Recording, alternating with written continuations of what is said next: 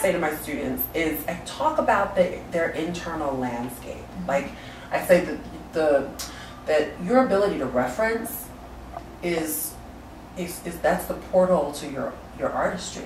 Right. And so what, like, you know what I mean? Because it is. Everything you build a character with, your experiences. That's the books you read, right? the movies you see, the music you listen to, like how you see the world, having a perspective.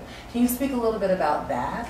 I think one of the advantages that I've had starting late, and maybe being a Black woman in this field, where I feel like when I first joined the company, I didn't feel a connection immediately with a lot of the dancers that I was working with. So I found friends outside of the dance world, and I feel like I've lived and I've experienced all of these things without kind of being in this box that I feel like most ballet dancers get into. And then when the time comes to have to do this major role, it's kind of like there's, what do they have to pull from, or you know. And I feel that's an issue with a lot of ballet dancers, for it to look genuine and real, and not like, you know, a Disney character fairy tale, but it's relatable. So it's authentic. It's authentic. Because I always look at it like acting. For me, it's like acting. And I feel like there are very few ballerinas that really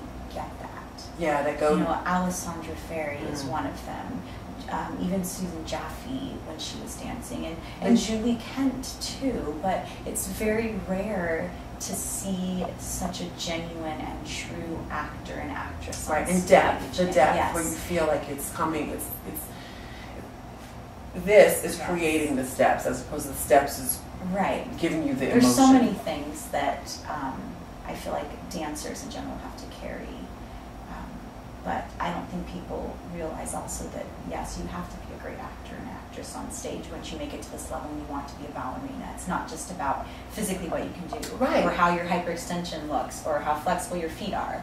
There are so many things to think about. There are, and different that ways stuff of getting doesn't there. even matter once you become a professional.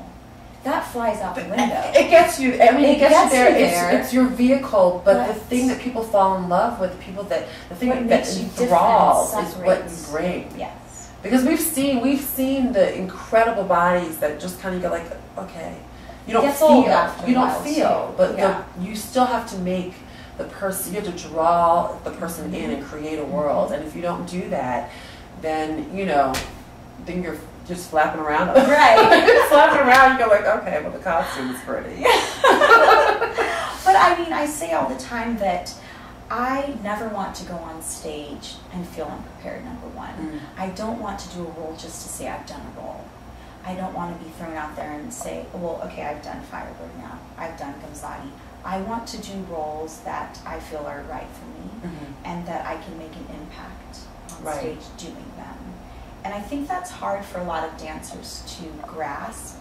I think that you're always wanting more and more and more. It's like goal-oriented, like I'm supposed to do this. This means that I'm this type of dancer at this level if I do this. I don't want to be just another dancer. I want to be someone that's remembered for how I've made them feel. What's your process like in the studio? It's like a little bit. Maybe use Firebird as the example of, are you a step person first, and then you're like, okay, I'm going to find the undertone in terms of like story or emotion or character, or how do you? It changes. I definitely, whenever I'm preparing for a big role that has a story that I can actually look up, I like to do a lot of that research before I even start. So I understand what it is I'm doing and why I'm doing it.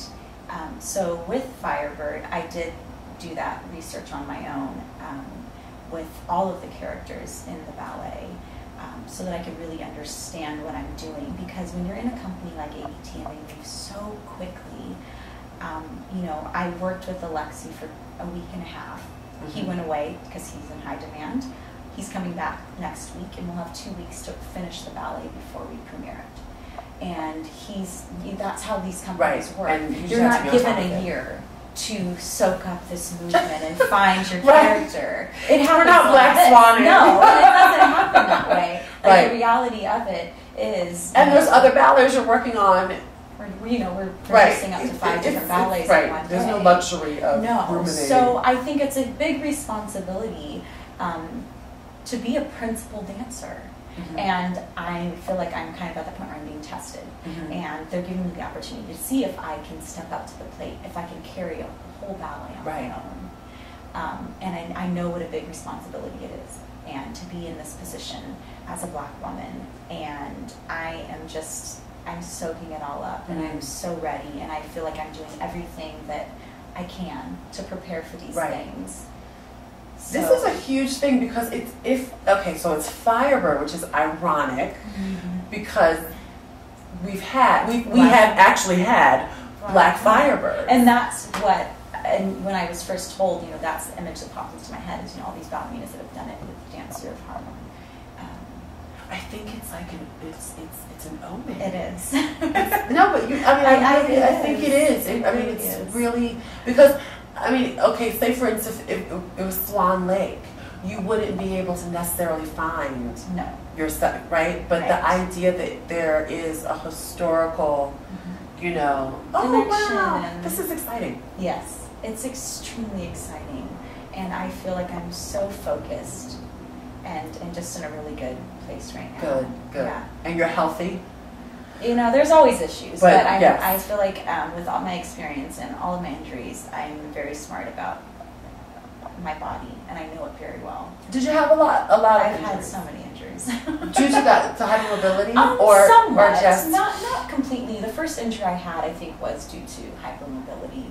I had a stress fracture in my back, and I actually was out for an entire year. I wore a back brace for 6 months, and because I was so extremely mobile and flexible there, it cracked. I had a small crack. It completely healed, but I've had stress fractures in my shins and my feet, sprained ankles. right. That was the most major, the back. That was the most major, yeah.